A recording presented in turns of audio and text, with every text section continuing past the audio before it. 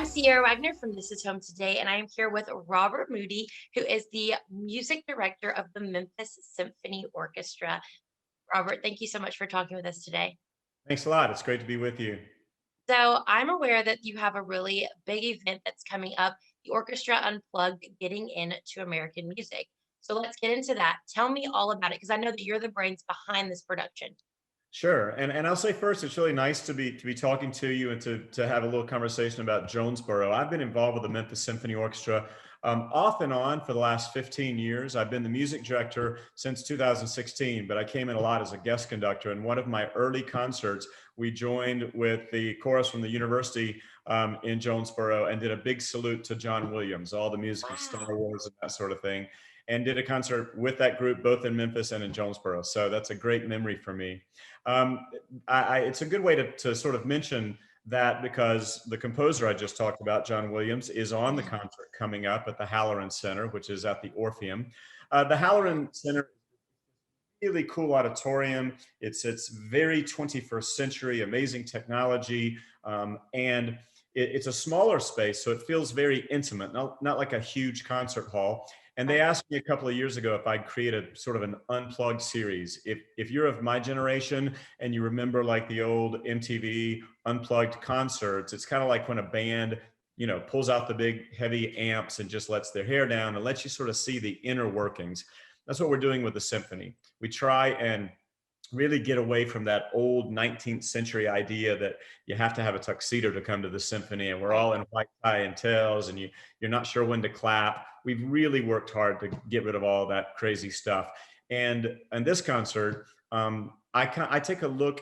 I conduct the orchestra. We play incredible music, and I talk to the audience and sort of bring you up to speed on how we got an American sound in music. How you can hear something like, Aaron Copland's Fanfare for the Common Man or something by Leonard Bernstein. And there's no way that could be Italian music or Russian music or Middle Eastern music. And so, like, what makes that so?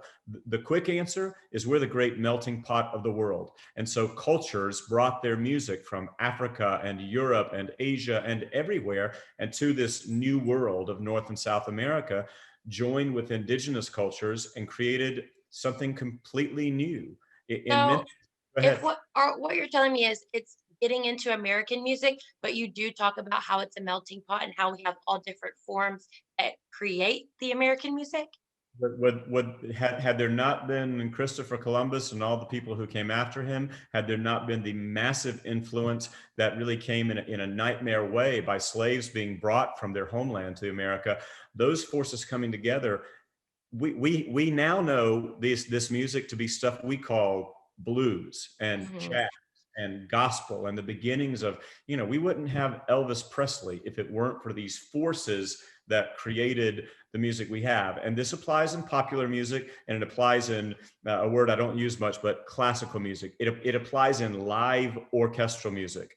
We put an orchestra together. We can play Beethoven and Tchaikovsky. We can also play Elvis, and we can play the whole gamut in between. And on this concert, there'll be some great early American music connected to the era of the Civil War. There'll be a great a ragtime piece by Scott Joplin, an amazing work by George Gershwin, one of his biggest sort of jazz orchestral works. And one of my favorite pieces I was is with about to ask you, what are you most excited about? Tell me that. there's a piece with a soprano. Her name is Mary Wilson, and she is singing with us. The work is called A Letter from Sullivan Ballou. If you're a history buff, Sullivan Ballou was a major in the Union Army during the Civil War. The night before the first Battle of Bull Run, he wrote a letter to his wife, basically, in case I don't survive, here's what I want you to know. And it's this outpouring of love for his wife and their children and his love of country. He did not survive. Mm. He died from that battle, and so it makes it all the more poignant. And she sings those words to this powerful orchestral accompaniment. People are going to just be jaw dropped at that. Yeah, and everything that you've said, I know that our viewers are going to want to get tickets to come and see the show. So, where can they do that? A couple places you can go to the Orpheum website, the Orpheum Memphis, very easy to find, or you can go to our website, memphissymphony.org, and all the information is there. We are going the extra 10 miles for safety. Everything that the state and local governments are asking us to do, we're doing that and then some. So you can be absolutely assured that it's a very safe experience as we're hopefully coming out of COVID. And I do know that tickets are close to selling out. So if anybody wants to catch this, and as I said, I talk to the audience. We use a screen above the orchestra that kind of uses text like, listen for the oboe solo here. This is what this means. I try to not make it too professorial and not too Jimmy Fallon, somewhere in between. Somewhere right in between. Have a fun time getting the information across. So Right.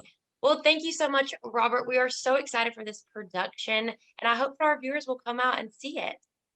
me too. And come check our website, check our Facebook. We got a lot of great concerts coming up throughout the spring.